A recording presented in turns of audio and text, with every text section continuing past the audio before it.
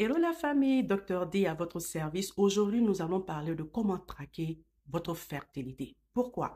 Parce que knowledge is power. Vous êtes les meilleurs spécialistes de votre corps et de votre santé et plus vous en savez sur vous-même, plus je suis efficace. Alors, j'espère que vous êtes prêts pour un petit cours de biologie. On y va.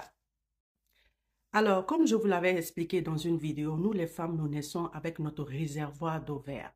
Et chaque mois, au début de nos règles, la banque ouvre et libère des ovaires. Et à chaque fois que cette ouverture de la banque se fait, cela envoie un signal à notre cerveau pour dire il faut sécréter la FSH.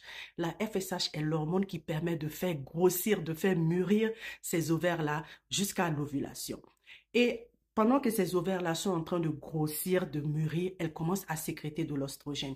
Et plus elles grossissent, plus la sécrétion d'ostrogène augmente, jusqu'à ce que le taux arrive à un certain niveau qui maintenant envoie un autre message au cerveau pour dire il faut sécréter la LH. C'est cette LH-là que vous détectez dans vos urines dans les kits d'ovulation. Dès que la LH est sécrétée, cela entraîne un message au follicule dominant de libérer son œuf pour être fécondé par les spermatozoïdes.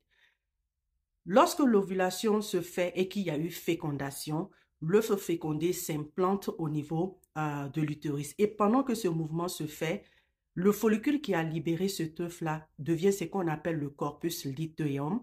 Et c'est ce corpus luteum-là qui sécrète la progestérone, qui permet de faciliter l'implantation de l'utérus. C'est pour ça que vous voyez que si vous avez des problèmes avec votre progestérone ou que vous avez des menaces de fausse couche, les médecins ont tendance à vous donner des suppositoires de progestérone. C'est pourquoi. Donc, s'il y a eu fécondation, au bout de 14 jours, l'œuf fécondé, l'œuf implanté commence à sécréter la progestérone et prend le relais sur le corpus luteum. Mais s'il n'y a pas eu de fécondation, le corpus luteum, au bout de 14 jours, disparaît. Donc, il n'y a plus de sécrétion de progestérone et c'est le signal pour votre corps de recommencer encore un nouveau cycle menstruel. Est-ce que vous avez compris? Comprendre ce mécanisme est très important pour comprendre votre fertilité et toutes les méthodes qui sont aujourd'hui à votre disposition pour permettre de traquer votre fertilité se basent un tant soit peu sur ce mécanisme-là.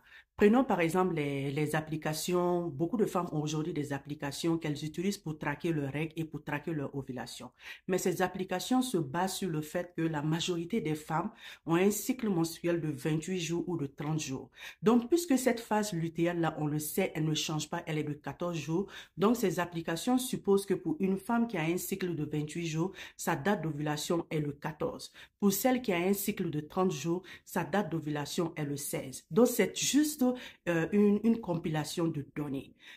La vérité vraie est que, je ne dis pas ça pour vous effrayer, ovulation de 14 jours là, ça peut être un mythe parce que ça peut varier chez de nombreuses femmes pour de nombreuses raisons.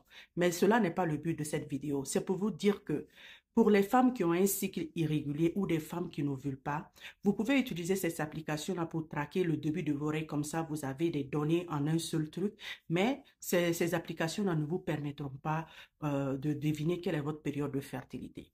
Maintenant, si vous avez un cycle de 28 jours, on suppose que votre date d'ovulation, c'est le 14. Mais cette sécrétion de LH dont je vous ai parlé survient 24 heures avant la date d'ovulation. C'est-à-dire que le LH, là, c'est l'annonciateur, c'est le papato du quartier pour dire « Levez-vous, levez-vous, elle sera fertile dans 24 heures. Tombe tous les challengers, tous les potentiels, là. Placez-vous. » Est-ce que vous comprenez?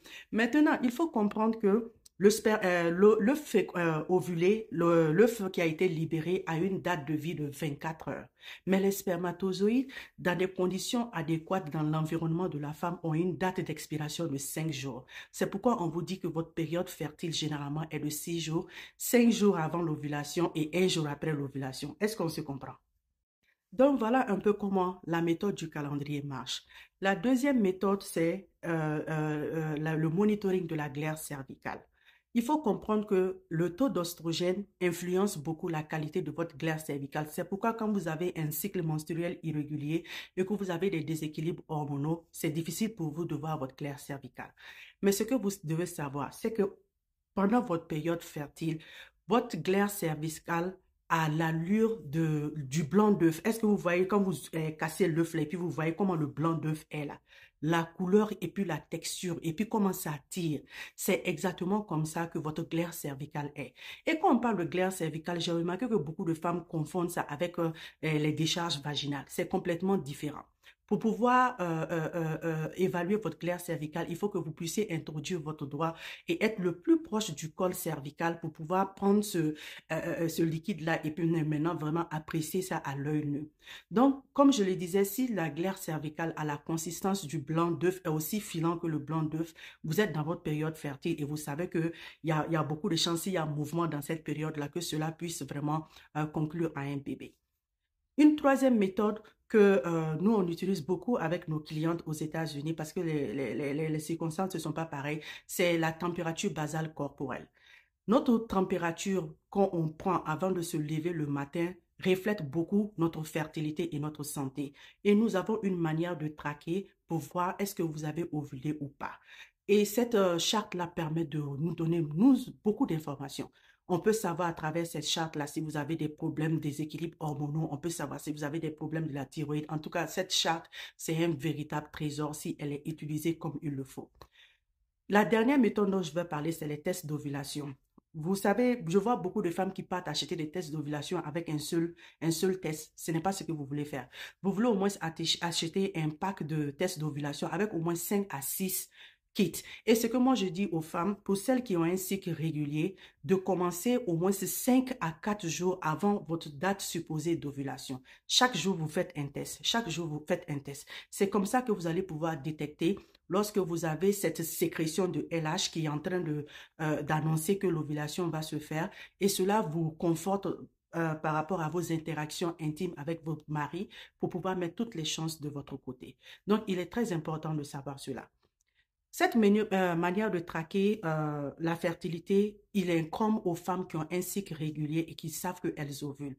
Mais pour les femmes qui ont un cycle irrégulier, qui n'ovulent pas ou qui sont sous traitement de fertilité, cette méthode peut souvent être biaisée, surtout avec la glaire cervicale, car les médicaments de fertilité affectent aussi la qualité de la glaire cervicale. Donc, si vous ne tombez pas dans ces catégories-là, contactez un médecin ou contactez Dr. D et lors de mes consultations, toutes mes clientes, là, quand elles finissent, elles ont l'impression d'être un mini-docteur, tellement que je focus aussi cette consultation sur l'éducation. Comme je l'ai dit, knowledge is power. Si vous avez aimé cette vidéo, likez, commentez et partagez. Dr. D à votre service. Merci. J'ai oublié de mentionner ceci. Vos tests d'ovulation, vous ne voulez pas le faire le matin au réveil, vous voulez le faire au moins entre midi et 2. Parce qu'il faut donner à l'hormone LH qui a été synthétisée de trouver le temps d'être métabolisé dans le corps pour être libéré par les urines. Et il faut essayer de faire le test la même heure tous les jours. C'est-à-dire si vous décidez de le faire à midi, faites-le tous les jours à midi. Ou si vous décidez de le faire à 14 heures, faites le test tous les jours à 14 heures. Mais ne faites pas ce test le matin. Voilà, je voulais ajouter ça. Merci. Au Cambé, bonne journée.